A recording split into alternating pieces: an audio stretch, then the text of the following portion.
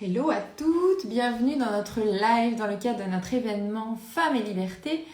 Je suis ravie de vous retrouver aujourd'hui. On a commencé le 15 novembre et on est aujourd'hui déjà le 8 décembre. Et autant de jours, on est à peu près un peu plus de 20 jours où voilà, chaque femme est venue partager son expérience, son regard sur la liberté. Et ça fonctionne son expérience, son regard sur la liberté, comment elle vit sa liberté au quotidien ou justement comment elle ne la vit pas. Et donc voilà, chacune est venue créer avec sa participation, sa contribution et son énergie. Et aujourd'hui, on a le plaisir de recevoir Aude. Bonjour, ça y est, je suis là. Yes. Super contente de te retrouver, ma chère. Moi aussi, quel plaisir. Vraiment, merci pour cet événement. Enfin, déjà, ça fait découvrir plein de femmes à travers le monde. Et puis, c'est l'occasion de reconnecter avec toi. Donc, Yes, on ne, c'est du- on ne lésine pas sur ces opportunités-là, clairement. c'est ça. J'ai foncé, j'ai dit oui tout de suite. C'était Yes. vraiment chouette. Merci Aude. Salut Myriam, je vois que tu te connectes. Alors, Aude, la liberté, c'est un sacré sujet. J'ai presque envie de te dire que je mesure le poids du mot à chaque fois que je partage et que j'échange avec une nouvelle femme sur ce sujet-là et à quel point c'est aussi un sacré challenge que de répondre à cette question-là ou à ces questions-là ou de partager sur ce sujet parce que c'est pas forcément un sujet léger, clairement pas. C'est un sujet aussi qui est très personnel finalement et, euh, et qui amène tous ces challenges, ces défis pour chacune en fonction de son vécu personnel.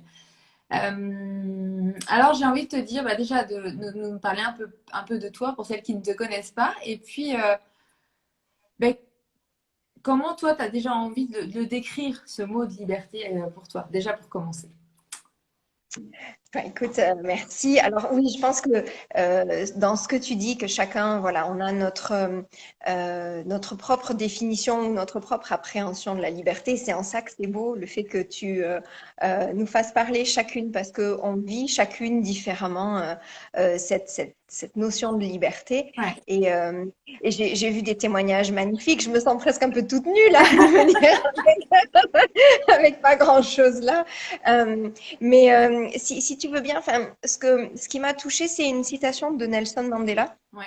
parce qu'elle résonne avec mon expérience personnelle. Donc, à travers cette citation, si tu veux, on décortiquera un peu Ouais, très bien. euh, Super. mon histoire et puis comment ma définition de la liberté finalement a évolué au fur et à mesure de ce que la vie Aussi. Ouais. m'a fait vivre, quoi. Voilà. Donc, Nelson Mandela, il dit, être libre, ce n'est pas seulement se débarrasser de ses chaînes, c'est vivre d'une façon qui respecte et renforce la liberté des autres. Hmm.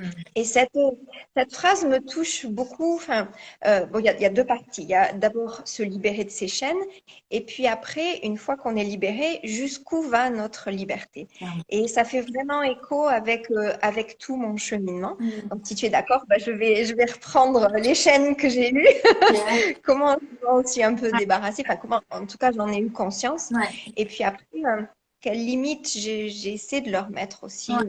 enfin, une fois libéré, enfin, jusqu'où on peut aller dans l'expression de notre propre liberté. Carrément. Vas-y. Ah, évidemment. Alors, ben, déjà, bon, c'est vrai que Nelson Mandela, lui, parle des chaînes, c'est des chaînes physiques. Enfin, c'était vraiment dans un cadre d'esclavagisme, d'emprisonnement, d'apartheid. Enfin, mais ce que la vie m'a montré, c'est qu'on a finalement des chaînes qui sont sociales, qui sont aussi personnelles et dont on n'a pas forcément conscience. Et en fait, le fait de les découvrir, ben, déjà, c'est paniquant, Ouais. mais ça permet d'ouvrir des portes. Donc, alors moi, mes chaînes, c'était quoi? Ben déjà, c'était le fait d'être mise dans une boîte. C'est-à-dire qu'en France, je suis pharmacien. Ouais. Alors, pharmacien, tout le monde comprend, ça va. Je dis, ben, finalement, je me définissais par ça. Ben, tu es qui? Bah, je suis pharmacien. Bon, voilà, c'était bon, on Ok. avait fait le tour. Aude, c'était pharmacien, on connaissait, on comprenait, Ouais. mais on n'allait pas plus loin. Est-ce que finalement, je me définis que par le fait d'être pharmacien. Alors déjà, c'est un peu compliqué les choses quand je suis devenue pharmacien chez les pompiers. Donc là, j'étais pharmacien pompier. Déjà, on comprenait pas. On me dit, bah, tu éteins des incendies ou t'es pharmacien? Enfin, tu fais quoi? Alors, il fallait que j'explique, dire que bah, dans les ambulances, il y a des défibrillateurs, il y a des respirateurs. Quand on fait un malaise, on va vous perfuser. Tout ça, c'est des médicaments. Donc, à partir du moment où il y a des dispositifs médicaux et des médicaments, il y a un pharmacien. Bon, c'était déjà un petit peu plus compliqué. Clairement. Et puis, après, j'ai été amenée à m'expatrier aux États-Unis. Et alors là, encore plus badaboum, c'est-à-dire que mon diplôme de pharmacien ne se transfère pas en l'état, mais c'est surtout ma pratique Ouais. qui a été complètement transformée Mm. et que j'ai pas pu réaliser de la même manière. Donc, ma chaîne, je me suis rendu compte que ma chaîne, c'était, ben, voilà, j'étais dans ma boîte, dans ce qui était mon confort, mais qu'en fait, c'était un emprisonnement parce que finalement, je ne me définissais que par le titre que j'avais, mais qu'est-ce que j'étais réellement au fond de moi et qu'est-ce que j'allais offrir à ce monde? Moi, je m'étais réellement jamais posé la question. Pour moi, C'était devenu c'était ton tracé. identité finalement. Voilà, c'était devenu mon identité. Donc, ça a été tout Mm. un processus de cheminement. L'expatriation, ça m'a montré que j'avais d'autres chaînes aussi. J'avais une chaîne d'être dans le salariat. Pour moi, c'était, enfin, mon mari et moi, on était salariés, on avait cette sécurité. Quand on s'est expatrié, ben, c'était le désir de mon mari de devenir entrepreneur. Et c'était pas le mien. Moi, j'étais suiveuse, donc je m'adaptais, mais ça venait pas d'un désir intrinsèque. Et c'est vrai que les premières choses que j'ai faites en venant ici, c'était de trouver quelqu'un qui me coach pour faire mon CV, en fait. Voilà, c'est ça. Je me rappelle très bien. Heureusement, j'ai rencontré Anne. Et c'est vrai que tu m'as montré que il y avait une liberté dans le fait d'entreprendre, une liberté de son temps et une liberté d'être qui on est. Mm. Euh, une liberté aussi dans le nomadisme, une liberté de là où on est dans le monde, parce que finalement, c'est vrai que l'appartenance à un lieu, l'attachement à un lieu, ça peut être une chaîne aussi, parce que c'est vrai que c'est là qu'on a créé nos souvenirs, qu'on a construit nos petites briques de qui on est, et que le fait d'être dans un autre lieu, bah, ça nous perd, parce qu'on a l'impression qu'on n'a plus ces Mm. briques qui nous construisaient. Et en fait, pas forcément, parce que les briques, on les a en nous, et la liberté, c'est justement à partir du moment où on a trouvé qui on était, où on s'est libéré des chaînes que la société impose à notre identité, finalement, où qu'on soit Ouais. dans le monde, on a nos briques avec nous. Mm, mm, mm. Donc voilà, c'est la déconstruction un petit peu de toutes ces chaînes. Et puis ben ici, donc je me spécialise dans les médecines naturelles et c'est aussi déconstruire un peu des chaînes, c'est-à-dire que en France, j'ai appris les médecines naturelles du point de vue sécuritaire. Enfin voilà, c'est des médicaments, il y a des effets secondaires, il y a des doses à respecter, enfin etc. Ici aux États-Unis, c'est pas du tout ça. C'est naturel, donc c'est pas une médecine. C'est du confort, c'est du bien-être. Donc, il n'y a aucune réglementation. Donc, c'est essayer d'apporter un peu autre chose, une autre vision à ce qu'ils ont ici et aussi changer la mienne, c'est-à-dire comprendre que non, il n'y a pas que de la chimie, on n'est pas que un corps, on n'est pas que des organes qui fonctionnent différemment. On a un esprit, puis on a une âme. Voilà. Donc, et que tout ça est lié et donc, voilà, c'est casser un peu toutes ces chaînes de se mettre dans des boîtes, de dire, les huiles essentielles, c'est des plantes, c'est bon, c'est naturel, on peut faire ce qu'on veut. Mhm. Ou de dire, ça va, j'ai mal à mon foie, je traite mon foie sans comprendre qu'il y a Ouais. tout un corps derrière. Donc voilà, donc mon activité, elle est dans un peu ce clivage, mettre en lumière que ailleurs dans le monde où d'autres personnes font des choses différemment. Ouais. euh, et que c'est voilà, on n'a pas forcément une vérité unique et que on peut cliver nos boîtes, nos chaînes, voilà. Yes. Et justement, donc là, je viens à la deuxième partie de la citation de Nelson Mandela. C'est bon, une fois qu'on a fait ce clivage, enfin voilà, ce qu'on a brisé nos chaînes, jusqu'où on peut aller et jusqu'où on étend en fait notre disruption des choses finalement. Parce que, enfin, ça, c'est toute la problématique de je mets en lumière ce que je fais. Est-ce que je le fais du point de vue de la rebelle complète qui va vous dire, ben, voilà, si, je sais pas, si vous mangez du Nutella, vous êtes des meurtriers. Ouais, ouais, Bon, ouais. c'est une réalité. Mais est-ce que finalement, c'est le message que je veux faire passer, de dire, ben, si vous utilisez des huiles essentielles, avec le Covid, on a vu, enfin, ça a détruit des ressources planétaires parce que les gens se sont précipités sur tout ce qu'ils ont pu trouver comme ressources, avec donc des impacts sur la planète. Et Ouais. donc, finalement, euh, où est-ce que ma liberté s'arrête? Déjà, personnellement, est-ce que je vais imposer ma liberté de dire, ben, moi, je mange pas de Nutella, donc je veux que, je sais pas, toute la planète entière ne mange pas de Nutella parce que ça tue les orang-outans, ça tue la forêt amazonienne. Ouais. Euh, Ma liberté, finalement, elle s'arrête là où commence celle des autres. Euh, donc, je peux montrer que ben, je fais les choses différemment, mais est-ce que c'est mon rôle finalement d'imposer mon point de vue? Alors, moi, personnellement, voilà, j'ai choisi de ne pas faire dans le mode rebelle, mais plutôt d'essayer de montrer que voilà, une autre réalité existe, tout en respectant que les personnes autour de moi aient une réalité différente. Et je pense que c'est ça la liberté, c'est ce que tu montres aussi, c'est qu'on a tous notre vision qui est différente et que ben, finalement, il y a des gens, il y a notre tribu enfin, qui va voir les choses comme nous, puis il y a des gens que ça va déranger, des gens qui vont voir les choses autrement.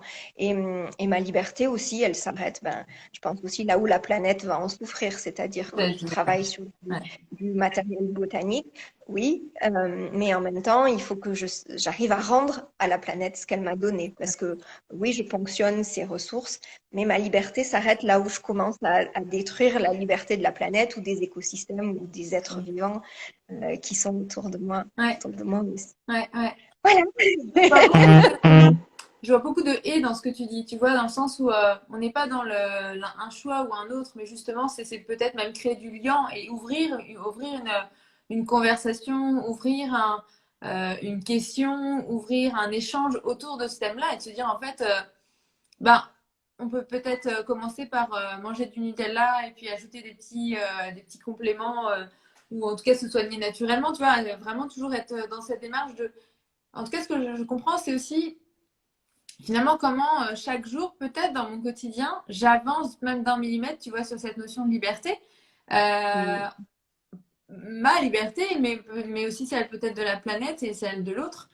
Et du coup, de se questionner chaque jour, bah, qu'est-ce que je pourrais faire finalement aujourd'hui pour nourrir ma liberté, ne serait-ce que d'un millimètre, et c'est déjà génial et c'est déjà énorme même. Et puis aussi peut-être nourrir la liberté de la planète. Et je trouve que ce que tu me dis, ça me touche énormément parce que je trouve que c'est vraiment une notion tellement importante. Alors moi, j'utilise souvent le mot écologie de soi, écologie de l'autre et écologie de la planète, mais pour moi, c'est la même chose. Et c'est vraiment de se dire, et je trouve que dans les médecines naturelles, on a des vraies questions aujourd'hui, dans les pratiques aussi, de bah justement, j'ai envie de prendre soin de moi, j'ai envie de me soigner au naturel, mais du coup, je vais aller chercher des plantes qui sont à l'autre bout de la planète. Alors, est-ce que c'est vraiment juste pour moi, pour mon corps et pour la planète? Dans quelle dimension je peux être OK avec ça ou pas? Et puis là aussi, c'est pas du ou, c'est peut-être du et, c'est comment. Bon, aujourd'hui, je fais comme ça, mais comment je peux essayer de faire autrement? Comment je peux peut-être me renseigner, m'éduquer, voilà, grandir avec ce que j'ai à côté de moi pour être encore plus finalement et en cohérence et en totale liberté dans ma personne et du coup dans ce qui m'entoure, mais peut-être encore plus dans ce qui m'entoure à proximité, quoi, qu'il y ait une cohérence sous tous les aspects. Et ce que j'aime dans ce que tu dis, finalement, ça rejoint la notion de liberté physique, c'est-à-dire de liberté dans le mouvement. Le mouvement, alors oui, physique, mais aussi le mouvement de cheminer, de faire un pas et de se dire, ben, chaque jour, je chemine et je reste pas dans l'immobilisme, l'indifférence. Et cette liberté d'avoir ce mouvement-là, de recréer, de se dire, ben, aujourd'hui, je vais faire ça. Et même si c'est des petits pas, Ouais, ben, c'est du mouvement, c'est de la liberté, c'est du changement et c'est de la prise de conscience. Donc, ouais, ça me touche beaucoup ce que tu dis aussi. carrément. Que c'est ça. Et puis pour revenir, tu sais, sur le côté entrepreneurial que tu évoquais tout à l'heure en disant, ben voilà, le côté nomade, etc. Et là aussi, tu vois, tu vas peut-être sentir aussi une évolution dans ce qu'on a travaillé ensemble, mais te dire, ben, il y a pas que, là aussi, il n'y a pas que du ouf. Et c'est vraiment peut-être du et. Et d'ailleurs, j'ai presque envie de dire, t'en es la représentation quand tu disais, ben voilà, moi j'avais mon approche française et puis là j'arrive je suis aux États-Unis, donc ils ont leur propre approche. Donc finalement, comment je peux prendre aussi le meilleur des deux et en faire quelque chose d'encore plus joli, qui vienne prendre les pépites de chaque pratique. Et je trouve qu'aussi quand on crée son activité, notamment en expatriation, mais pas que, c'est de dire, ben finalement, comment je peux peut-être travailler avec des femmes à travers le monde et du coup avoir cette richesse d'échange et d'offrir aussi nos services ou nos produits à des femmes qui sont à travers le monde, de donner aussi accès à cela. Et en même temps, comment je peux m'intégrer localement parce que aujourd'hui, je trouve qu'il peut y avoir une incohérence, en tout cas, ou en tout cas pour moi, la liberté ne fait plus sens quand on n'est que nomade ou quand on est que connecté, vraiment dans le sens connecté parce que c'est vraiment ça. Mais du coup, comment je suis aussi en capacité de me connecter et de m'ancrer localement, alors avec mon activité ou autrement, mais qui est vraiment aussi cette vision globale et cette création finalement ou cet impact qu'on veut réaliser, bah, qu'il soit aussi sur des plans locaux et pas que internationaux ou voilà, sous tous ces aspects-là. Et je pense que on peut vraiment impacter et contribuer quand on joue aussi sur ces deux plans. Et là aussi, on se nourrit des deux aspects et des deux apports, quoi. Oui, tout à fait. C'est vrai on a du mal à voir à la fois la vision à long terme, mais à rester déjà centré sur soi Ouais. et puis sur ce qui nous est proche, parce que on a toujours tendance à se projeter. Pareil, voilà, liberté dans le mouvement, mais si je me projette trop dans l'avenir, le futur, le lointain, ce qui est pas, bah, finalement, je perds l'essence Ouais. de la connexion à moi et de la connexion à la proximité de ce qu'il y a autour de moi, ne serait-ce que la connexion à ma famille aussi. Donc c'est toujours pareil, ma liberté, elle s'arrête aussi là où je vais impacter finalement les gens, mon cercle proche, quoi. Ouais, ouais. Et c'est vrai que c'est une notion que tu dis aussi, arriver à respecter son équilibre familial, ça fait partie de ces choses-là aussi. Oui, on peut entreprendre, on peut être au bout du monde, on peut avoir des projets faramineux. Après, si on est les seuls à les partager, bon, ben, c'est bien si on vit seul, mais enfin, moi, c'est pas mon cas. Donc, c'est vrai que c'est une dynamique qui doit inclure aussi ceux qui la partagent avec nous quoi, et qui sont pas forcément à l'autre bout du monde et qui Ouais. sont proches de Et nous. comment toi tu vis? Donc, tu es maman, tu l'as dit tout à l'heure, ton mari est entrepreneur aussi, c'est cela? Tu as tes Mhm. enfants. Comment comment tu arrives ou comment tu vis plutôt qu'arriver à vivre la liberté dans un cocon familial, tu vois, avec aussi donc dans une relation de couple d'entrepreneur et puis vis-à-vis de tes enfants. Alors, j'allais dire que souvent, tout part de soi.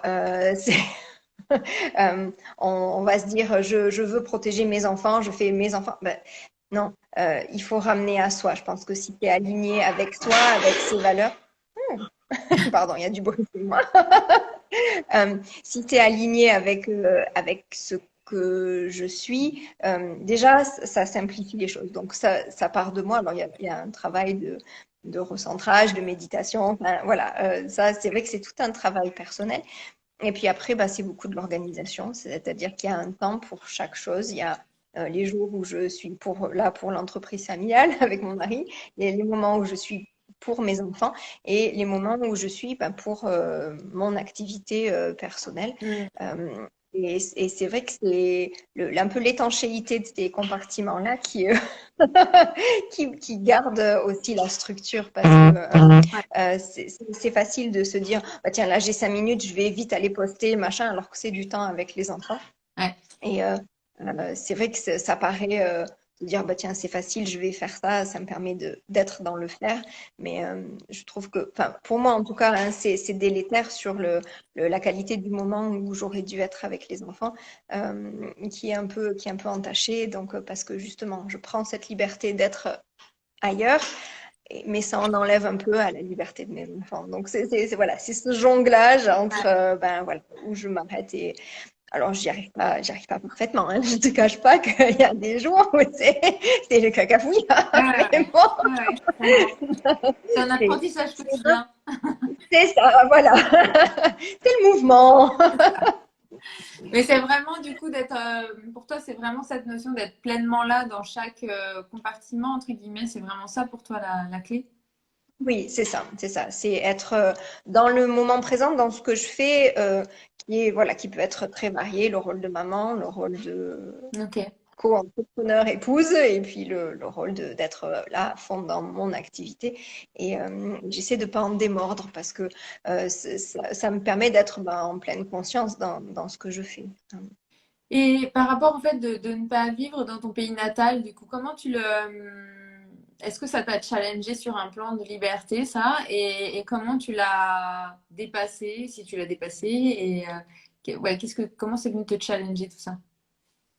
Alors, c'est assez compliqué historiquement. Enfin, dans ma famille, on est originaire soit des Alpes, soit des Cévennes, mais donc c'est des petits villages ruraux où finalement on naît, on grandit, on se marie et on meurt dans la même maison, dans le même village. Enfin, voilà. Donc c'est vrai que c'est déjà il y a cet attachement génétique, j'allais dire presque, qui fait que c'était ancré en moi et bon, voilà.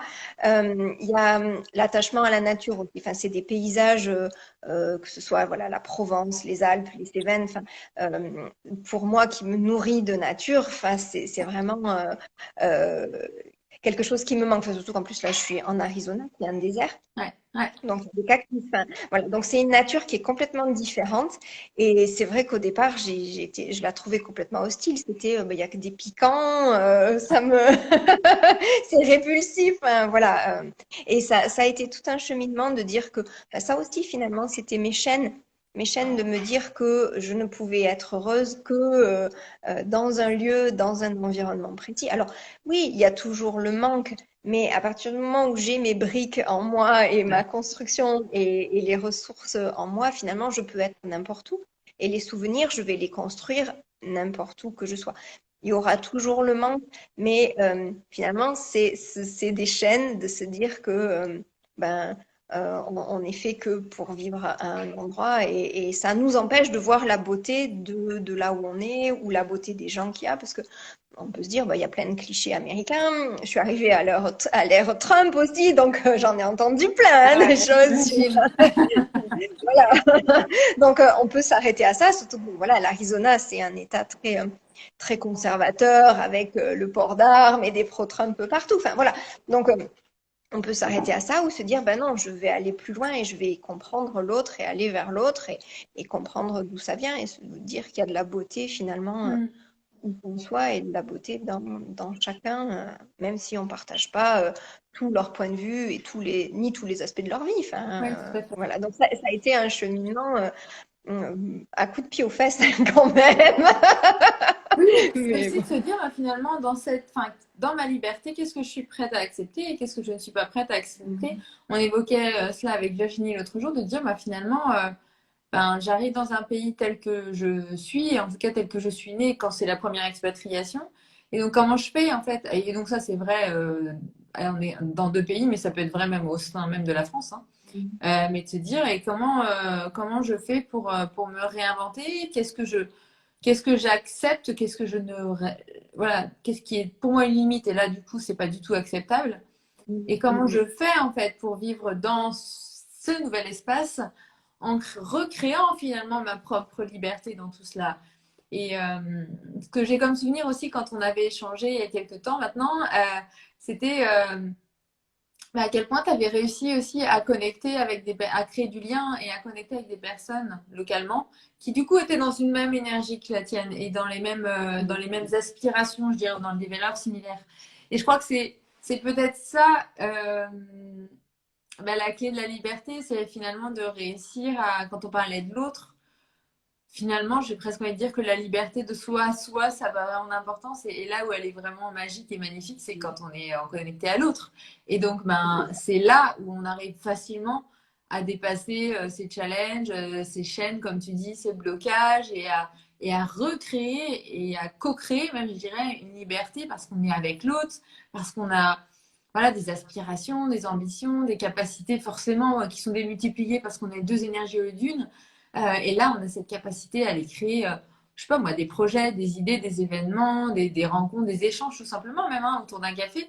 qui là nous permet de regagner, nous retrouver dans une liberté qui est réinventée, parce que c'est pas la même que ce qu'on avait vécu, mais qui nous correspond et qui est en accord avec ce qu'on a envie de vivre aujourd'hui, en accord avec les valeurs que l'on veut garder, en accord avec l'énergie, la vibration dans laquelle on est, et ce qu'on a envie de vivre et de créer dans notre vie finalement. Et ça m'avait marqué vraiment dans ce qu'on avait échangé, vraiment le fait de cette espèce de nouveau souffle ou de souffle que ça peut aussi apporter.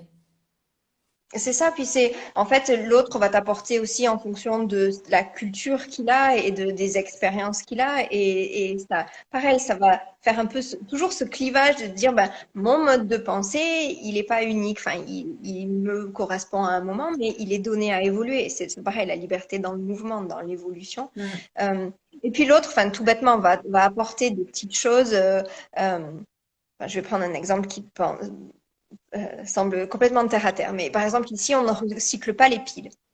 Donc moi, j'arrivais de France, c'était hors de question de mettre une pile à la poubelle. Enfin, ça se fait plus en France, ça, de mettre du verre dans la poubelle normale, de mettre une pile. Enfin, bon, voilà. Et donc, j'ai fait 50 000 magasins, enfin, que ce soit les magasins de bricolage, les supermarchés, tout ça, pour essayer de recycler mes piles. Et les gens me regardaient, mais comme si j'étais vraiment, j'avais un œil au milieu des antennes, quoi. Enfin, voilà, c'était mes sortes là. Et ça devenait super stressant. Je disais à mes enfants, non, mettez les piles dans la boîte. Enfin, ça devenait anxiogène pour moi. Enfin, c'était vraiment, il faut que je sauve la planète à moi toute seule, enfin, en ne pas jetant mes piles. Et jusqu'au jour, un de mes enfants, enfin, il a dit à mon mari, oh maman, il nous saoule, il faut encore mettre ses piles dans sa boîte. On accumule les piles, on ne sait pas quoi en faire. Enfin, et voilà, donc jusqu'où je vais impacter ma famille avec mon envie de bien faire, mon envie d'avoir cette liberté-là.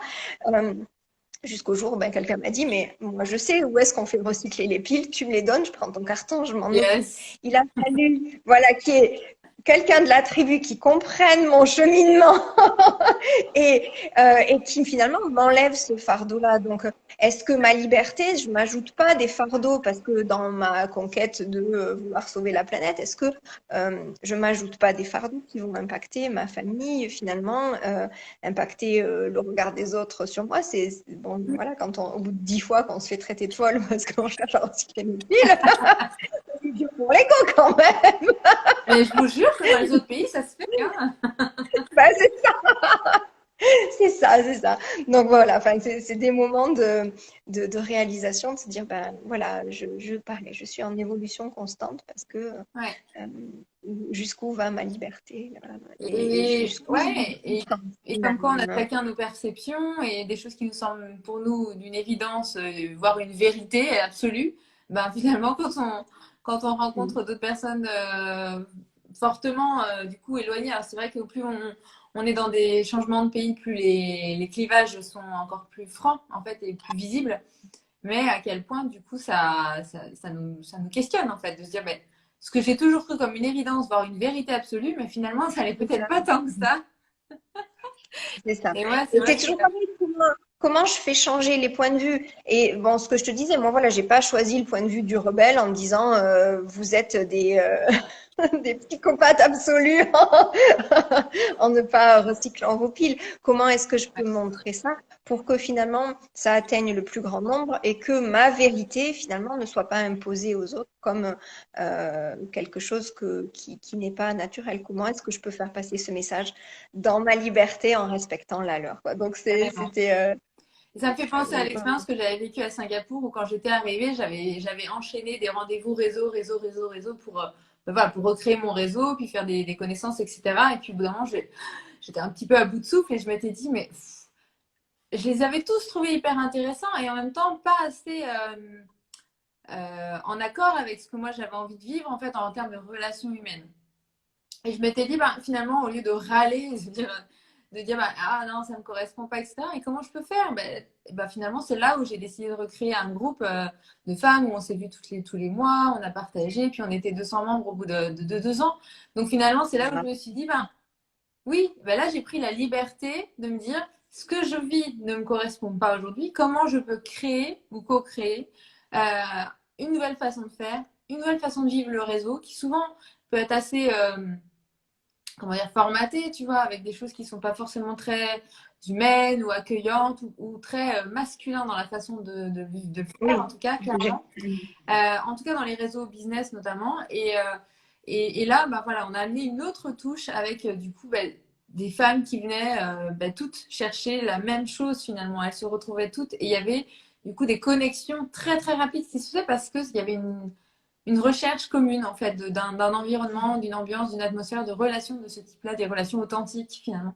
Chose qu'on n'avait pas vraiment sur Singapour. Mais finalement, tu as créé l'espace où elles avaient la liberté de créer le lien. Et de Donc, s'exprimer comme elles étaient dans leur pleine authenticité, tout à fait. Et puis autre chose qui m'a marqué aussi, c'était, et j'en parlais l'autre jour en me disant, ouais, il y a vraiment un rapport à l'argent qui est différent. Donc en fait, cette notion d'argent qui, pour moi en France, était vraiment très liée avec costume, cravate. On devait avoir un certain style vestimentaire, en tout cas, pour être dans une certaine classe et avoir un certain montant d'argent type, bah, des gens qui ont vraiment des gros budgets, quoi, des millions ou autres. Et puis, donc pour moi, c'était vraiment associé hein, quand je suis partie à Singapour. Et en arrivant là-bas, j'ai eu la chance de côtoyer, enfin la chance, oui, la chance, parce que j'ai eu des beaux échanges avec eux, des personnes qui gagnaient des millions, mais qui débarquaient dans les hôtels de grand luxe en short, tongs, et tout allait bien, quoi, même s'ils étaient en Ferrari. Et j'ai trouvé ça tellement chouette. Moi, ça m'a vraiment beaucoup apporté parce que je me suis dit, bah, finalement, on n'est pas forcément obligé d'avoir voilà, d'avoir des choses qui sont visibles à l'extérieur, peu importe le portefeuille ou peu importe ce qu'on a envie de vivre dans notre vie. Et ça, quand tu disais tout à l'heure de briques que l'on garde à l'intérieur de nous, moi, ça a vraiment été déjà un apprentissage et puis un désir de dire ça, je le ramène en France quand je reviens. Parce que c'est d'une telle richesse que je ne veux plus. Et en tout cas, je tiens à ce que ce message passe à chaque fois. C'est-à-dire que quand j'échange sur l'argent avec une femme, alors notamment avec les femmes, mais vraiment de dire non, mais en fait, on a tous accès et surtout peu importe notre tenue vestimentaire, parce que je trouve que c'était très marquant. Donc vraiment, c'est d'avoir enlever ces clivages, quoi, et vraiment de laisser l'opportunité et l'accessibilité finalement à n'importe qui, dans la mesure où les gens le souhaitent, bien entendu, mais vraiment, c'est d'avoir un rapport plus fluide et plus doux, plus humain même derrière tout ça. oui. Donc ça montre vraiment que bah, voilà, le fait de se confronter à d'autres valeurs, d'autres façons de faire, bah, ça nous ouvre en fait notre liberté par rapport à ce que tu disais. Et on a accès à des libertés auxquelles on n'avait pas accès avant parce qu'on on a libéré des chaînes, mais aussi on a ouvert le champ, quoi. On s'est ouvert des accessibilités. C'est la liberté en mouvement, finalement. Hein. Enfin, c'est des chaînes physiques aussi. Enfin, de se dire, Yes, voilà, ben, carrément. là, je suis dans la liberté Ouais, d'évoluer et de tout changer. à fait, tout à fait. Et vous? Si tu rencontrais aujourd'hui une femme qui te disait, mais je me sens coincée dans ce que je vis en ce moment, c'est quoi la première chose à faire ou à être pour toi pour, tu vois, rapidement retrouver une bulle de liberté finalement? Je lui donnerai des essences à mettre sous la langue. Oh, j'ai obligé quand même. Qu'est-ce que je fais?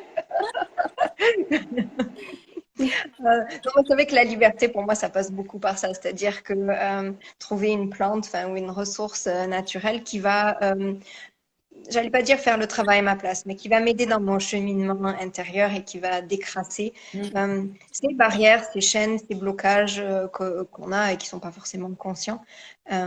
Mais moi, c'est ça qui m'aide. En tout cas, c'est vraiment ce qui permet de faire des déclics que j'aurais pas eu Donc ça passe par forcément le corps conscients. finalement, pour toi.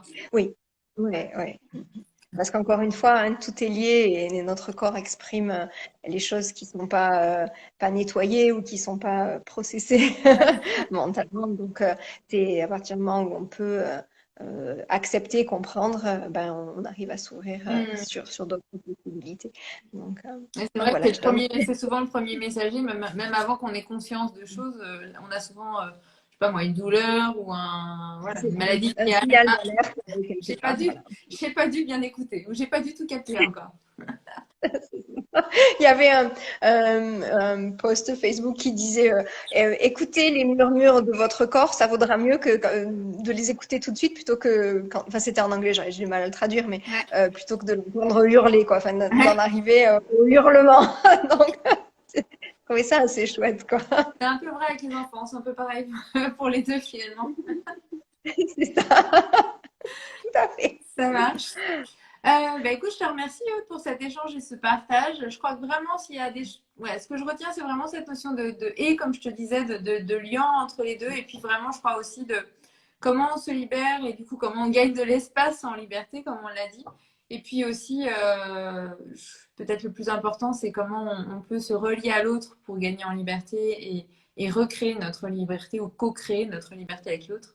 Je crois que c'est peut-être aussi ça, la ressource pour moi majeure à travers ce qu'on a exprimé aujourd'hui, de dire, ben, quand je suis dans un environnement où j'ai l'impression d'avoir ma liberté qui peut être coupée ou qui peut être empiétée, etc., comment je peux me relier à d'autres personnes pour regagner ma liberté et me sentir pleinement là où j'ai envie d'être, quoi, avec la perception qui me nourrit plutôt que qui me fait souffrir ou qui ne nourrit pas, quoi.